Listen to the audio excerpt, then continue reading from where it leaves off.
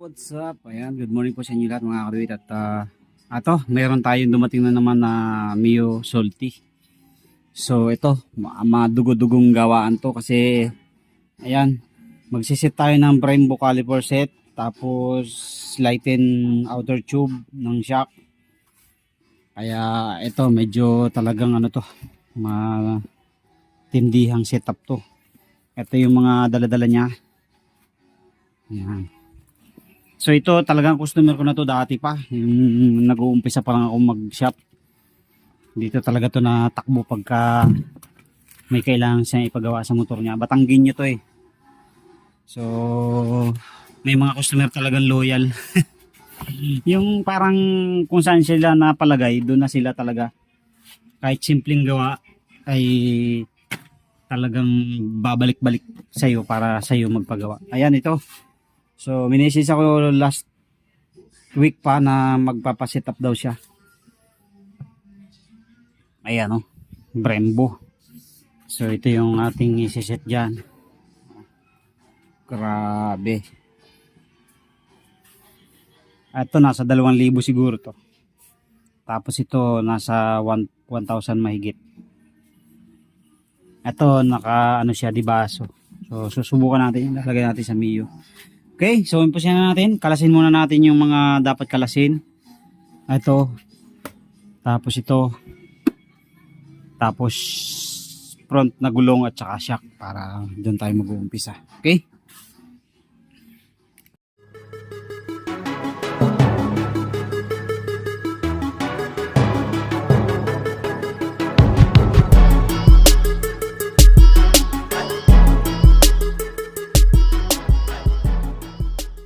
Mga karit yung first step natin. So baklas na natin. Tapos ito mamaya natin mabaklasin yan. So baklasin na natin yung shock saka yung kanyang mga caliper. Ayan.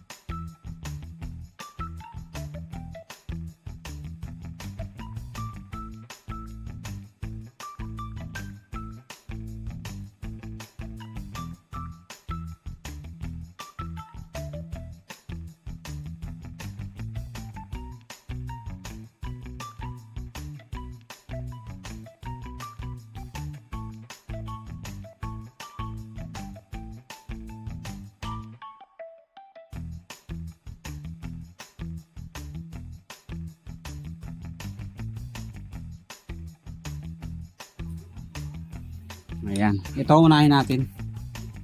Baklasin natin to.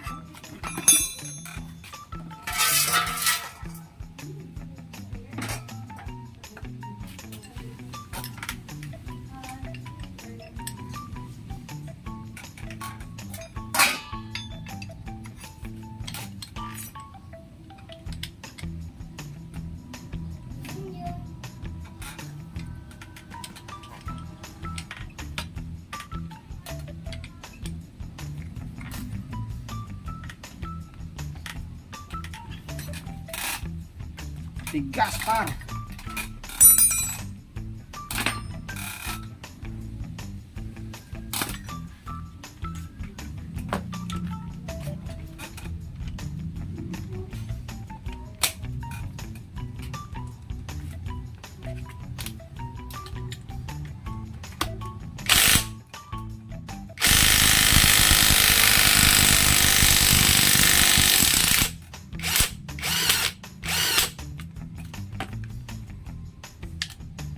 Baklas yung isa.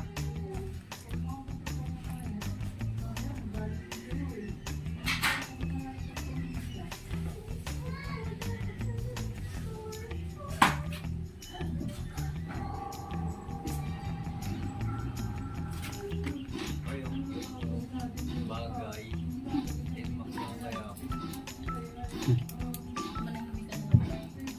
Kaya. Basta basta pumayag si Commander. Saan mo makasunod? Pagka kontra si Commander, wala, hindi ka makaka-Aerox Inmax.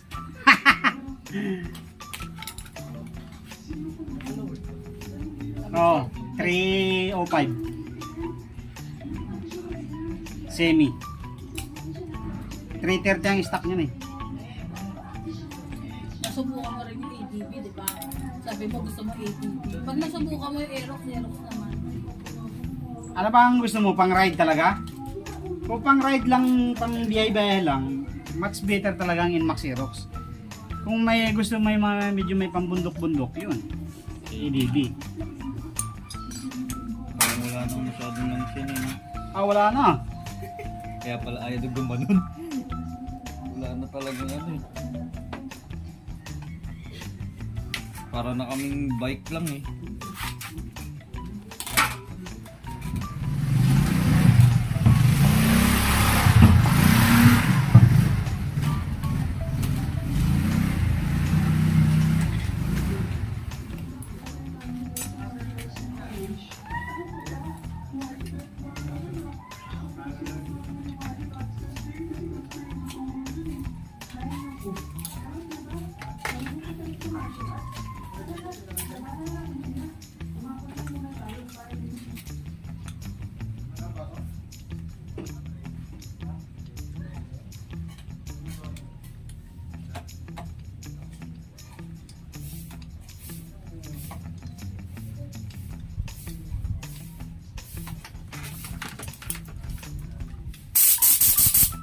Kaya mo yung upo, no? Commander mo.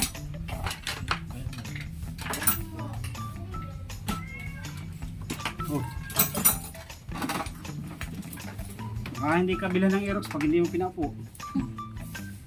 Na to, trabaho.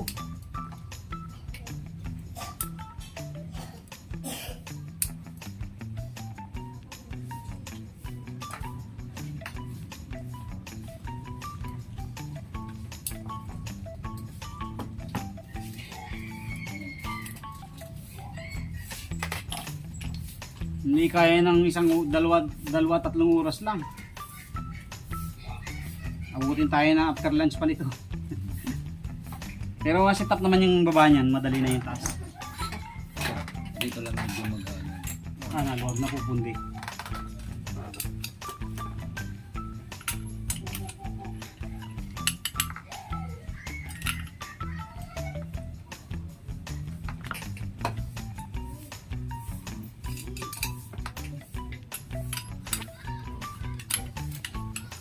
Yun yung violet.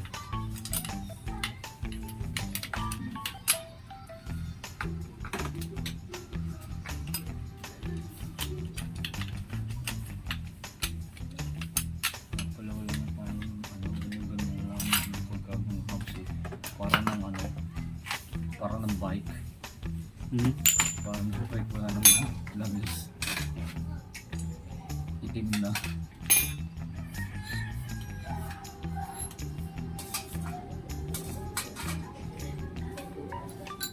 Basta-basta matatanggal yan pagka wala nito.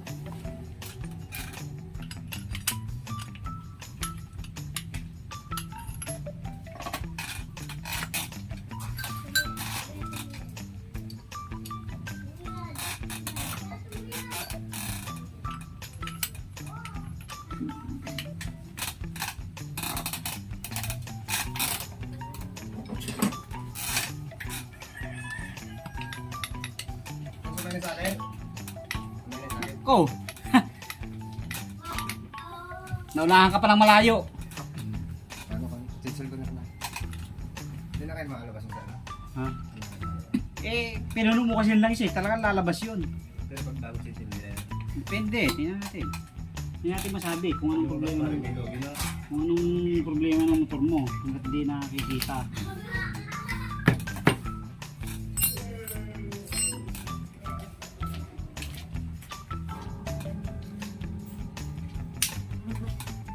Taga rito lang pala. Hindi, ano pa rin. Isang araw pa nagsasabi. Hindi matanggal yung sapin ah. Okay. Ito na.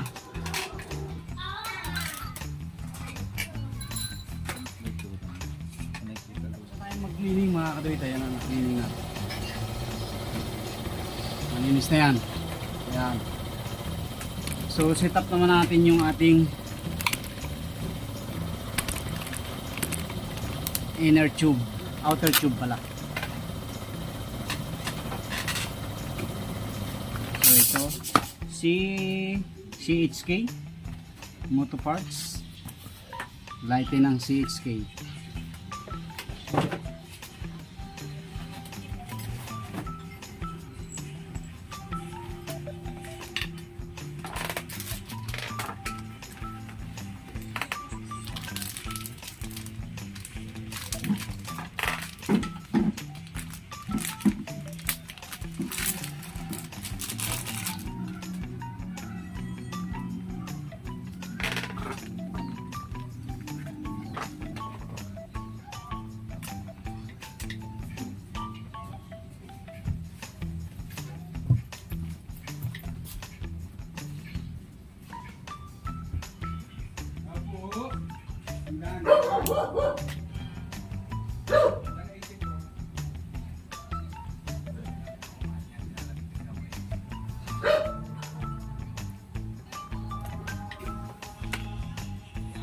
Wala pala tong lock pa. May lagayan ba ng lock?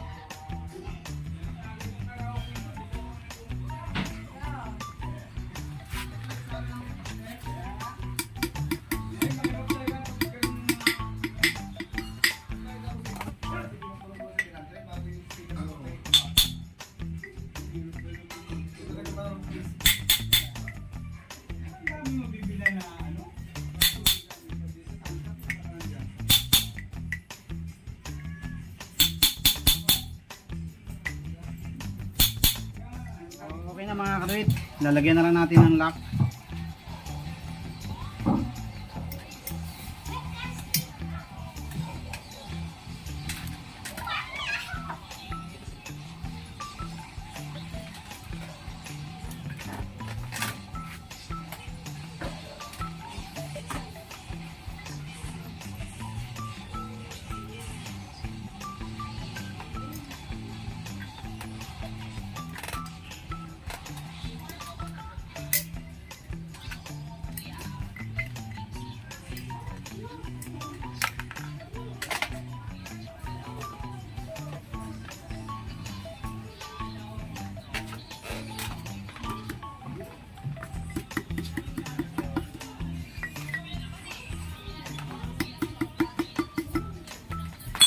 Okay. Ayos na tayo. Set natin yung spring.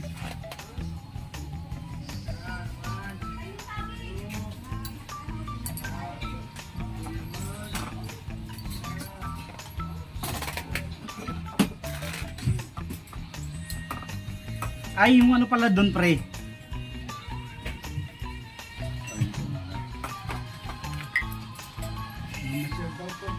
Ay, hala.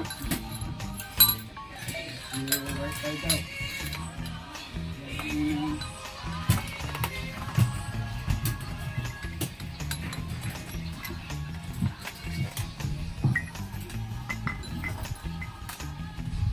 langis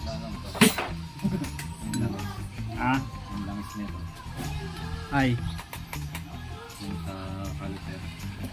alisin natin yan.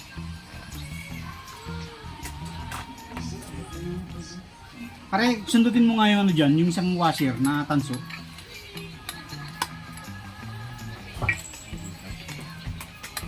Oo, meron dyan washer na tanso eh. Ganito. Naiwan dyan.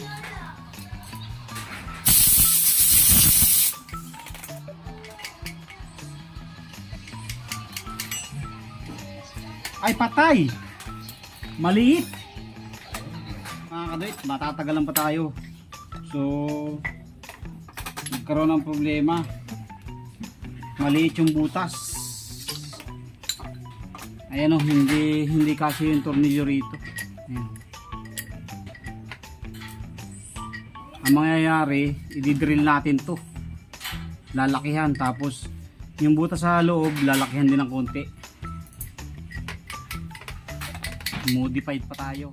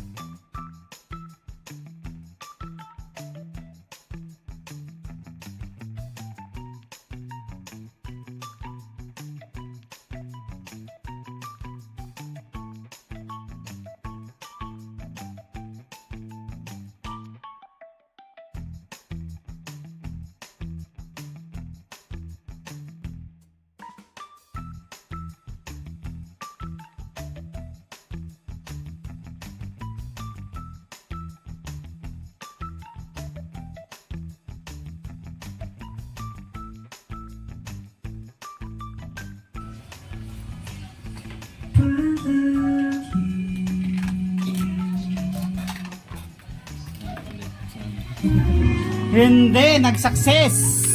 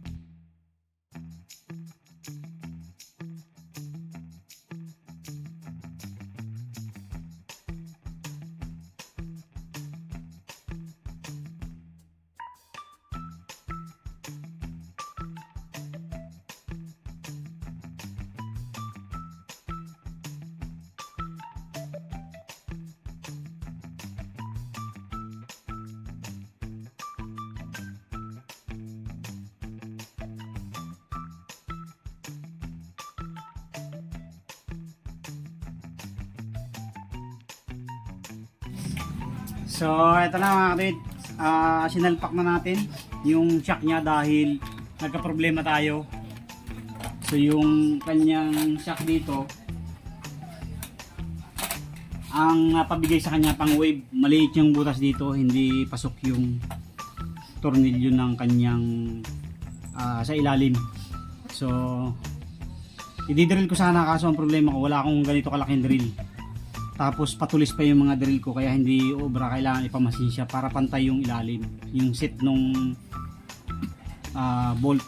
Kaya hindi na muna natin ito kakabit. Sabi ko sa kanya, ipamasin shop nyo na lang, tapos saka na lang namin ikabit. Madali naman na to ikabit pagka na-set up na itong mga pyesa. So ito, isi-set up na natin yung kanyang disc. Anong to? Anong brand ko to? So Halper LXD ba yan? So ito.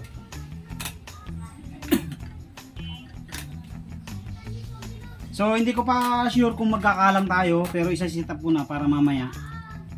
Adjust na lang tayo kung magkakalang tayo ng washer, kasi naka 4 pot ba yun sa'yo, pre? Naka 4 pot caliper yung ating ilalagay dito. So basically talaga sa mga ganyan, mayroong mga adjustment na ginagawa para mag-fit. So naranasan ko na yan dun sa wave natin. Naglagay pa ako ng 4mm na washer para hindi siya tumama. So dito, susubukan natin kasi flat naman to eh. Subukan natin kung wala na tayong adjustment na gagawin. So ito pa oh, malaki yung galaw niya.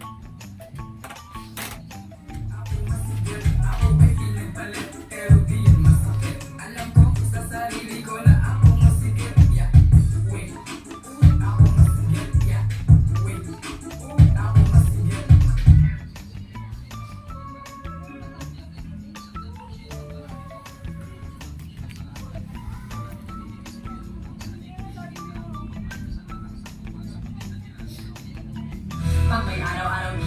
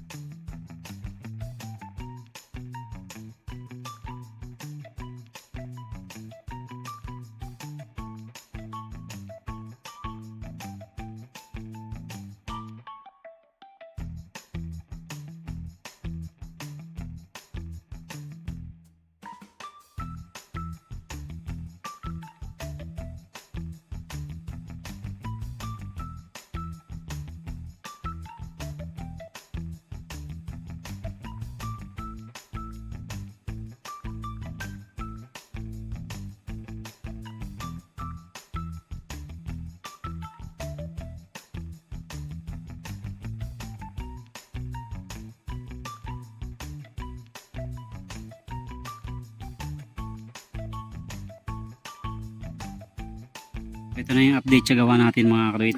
Nag-modify tayo. So binawasan natin yung kanyang lining ito. Yan. Nagbawas kasi tayo dahil tumatama sa disc. Tapos dito dikit masyado kaya nagbawas din tayo dito ng mga 1mm halos dito. Tapos to binawasan din natin. Yan. So hindi talaga basta-basta mag-setup nito. Talagang may mga sabit-sabit. Ayan o. So yan yung binawasan natin. Almost 1mm siguro. Tapos dito rin. So sasalpak na natin. Yung disc binawasan din natin ng konti para mag-fit ng ayos yung walang sabit. Mga kaluit, nagkaari rin sa tagal ng kalaskabit. Ayan o. So ang ginawa natin yung disc niya, sabit kasi to, binawasan ko yan lahat. Ginrinder ko yan, yung mga dulo na yan. Tapos nagbawas din tayo sa loob ng caliper yung pinakita ko kanina. So okay na yan, no? Hindi naman siya masyadong halata na binawasan kasi pinintahan din naman ng may-ari yan. Magsisit naman tayo ng Brembo copy na brake lever tsaka master. Ayan, yan. Ano, pasok. Sige. Yan, set up natin yan.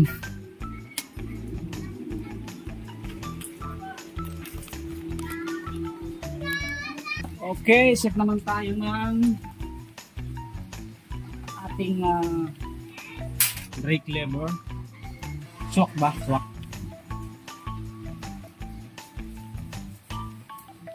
Sana yung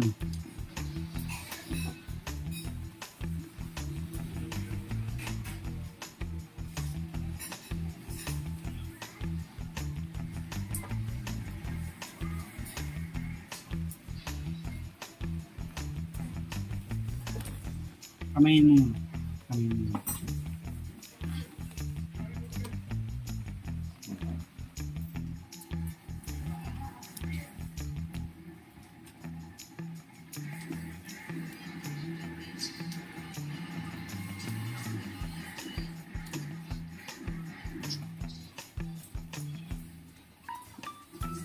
Kung ano mo nga ilagay na natin.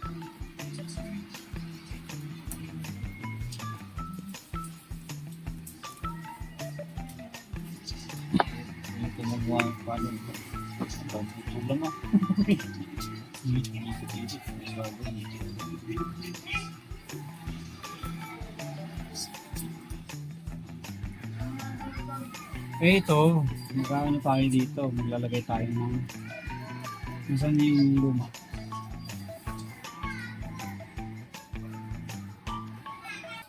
So convert tayo ng hydraulic.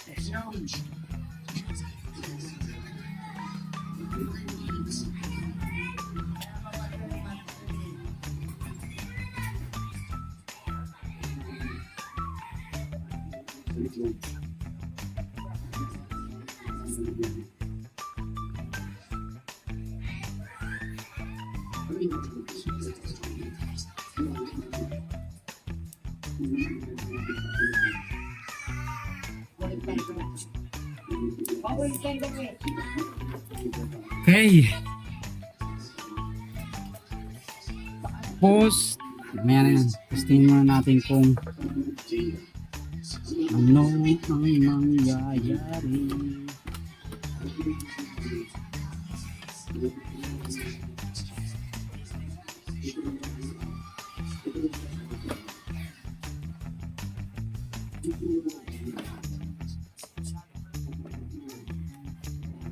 Tayo. Atas.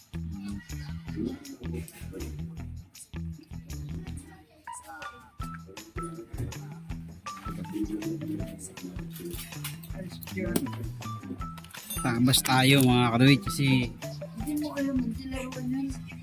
hindi paano? Saan ba yung dito? Dito tayo yan, pre.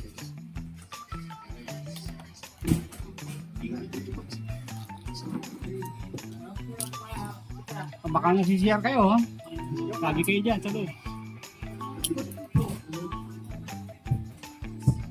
Gusto nyo natin to.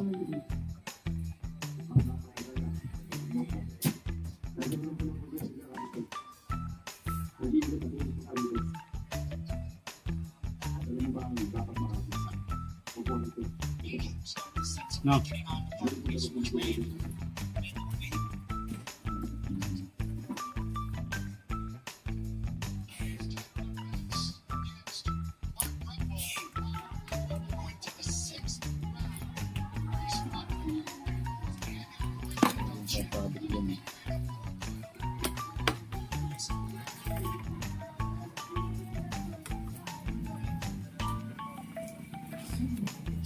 Mga kadawit na setup na natin. Ayan, medyo napalaki lang ng konti yung bawas dito sa ilalim. Hindi naman halata. So, ganyan na yung magiging pwesto niya. Yan. Pwede pa yatang i-ano natin ng konti eh. Ibaba ng konti, ano? Ayan, oh. Pwede pa ibaba ng yuko ng konti, no? Oh, pero siya, baka mabali. So, ito, testingin mo, hanggang dyan na ba yan? Testingin mo nga ibaon. Yan. Oo. Hindi, mahigpit na yan? Ba't parang ano? Ayan, yan na. So, siset up na lang namin yung ano, yung wire, ay yung hose. Tapos ito hydraulic brake. Testingin natin. First time ko makapagkabit nito. Yan, hydraulic brake na yan. So, ayan na mga kadawit, na i-set up na natin. Tapos na tayo mag-set up ng hose. So, ngayon ay dito naman tayo magsiset. Ayan na, pinag-aapang natin dito. Pag ganun, pababa. So, ito naman ang problema namin kung paano namin lalagyan. So, bubutasan na lang namin siguro yung flarings palabas. Okay, so let's see. We'll see kung ano mangyayari mamaya. Malapit na. So, ito na mga kadawit, na set up na rin namin yung kaliwa. Ayan o. So, pareho na siyang mayroong brake lever. Tapos, binutasan na namin to. Ayan o. Yung lulusutan ng... Mamaya yan, pre. Mamaya. Sa ilalim. Sige.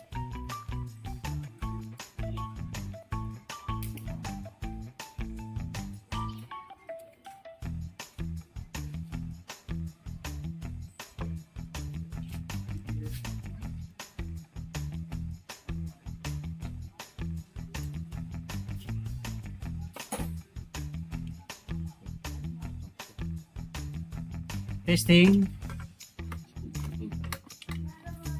Testing, walang hampay na testing.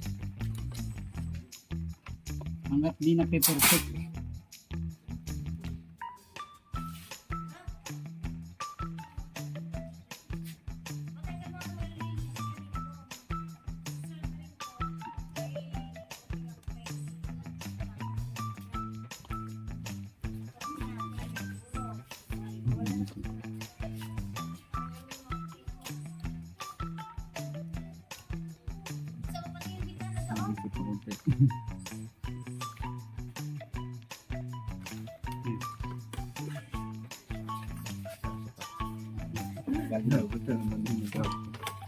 Tagal talaga to pag ganitong set, pag ganitong hindi kasi plug and play to eh.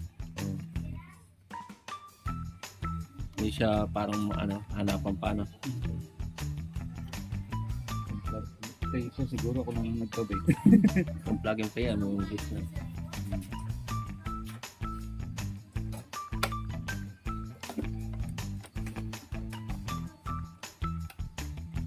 Mamaya testing lang muna. Magana pa tayo eh, bibilid muna tayo.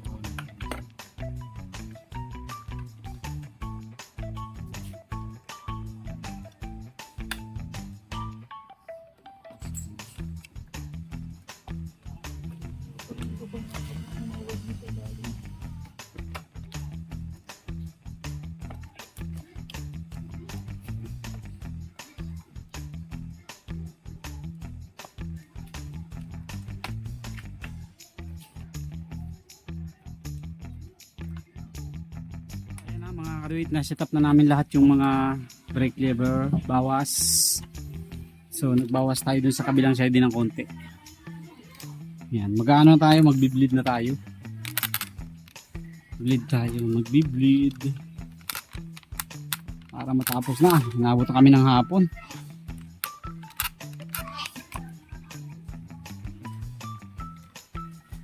So gamit nga pala natin yung ating binili na pang-bleed. Ito talaga purpose nito eh. Hindi mahirap mag-bleed. Tanggalin mo yung takip dyan, pre.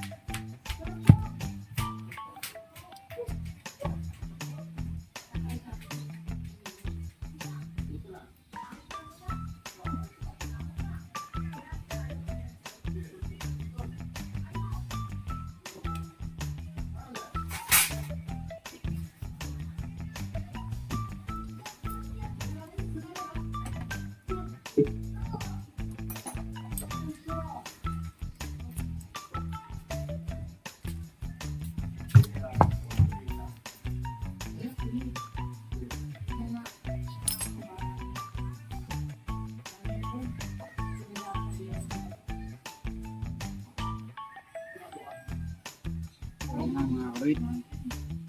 Yun lang kasimple yan. Hanggang sa pumasok doon sa ibabaw. Hanggang meron na. Ayan na oh. Umakyat na agad.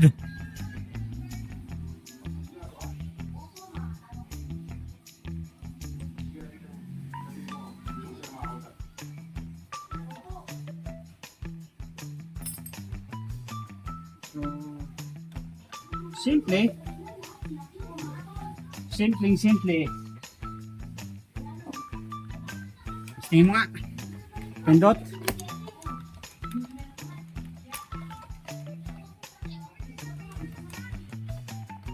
So, ito na mga kaduit. Sa hinabahaba ng prosesyon, natapos din. Inaabot kami ng almost 8 hours yata, mahigit. So, okay na. Ganda na ng preno niya. Yan. Tapos, yung kanyang kaliwa, okay na rin. Yan. May preno na rin yan. And then, ito, ayos na. Hindi halatang tinabasa, no? Itong mga dulo na to, tama to kanina dun sa loob ng caliper. Kaya, pinutulan ko yan. Binawasan ko siguro mga 5mm kada dulo. Siya ang ginrind ko. Tapos nag-grind din ako sa loob. Pati yung lining niya ginrind din natin. Binawasan natin. So far, okay naman na siya. Kasi ito nga tama kanina dito yung lining. Hindi pwedeng hindi bawasan. Kailangan yung lining hanggang dito lang siya. So kanina yung lining hanggang dito. Laki ng binawas natin. Halo siguro mga 10mm siguro mahigit. Binawas natin. Pero malapad pa naman yung lining niya. Sakop pa niya to. Etong ano na to. Area ng disc. So, okay na rin. Ito, okay na. May electrical ka dyan? Wala. Lalagyan natin to. Baka maano to. Butas. Tapos, eto, nilagyan din natin ito. Okay na. So, all set na yan. I-screw na lang natin.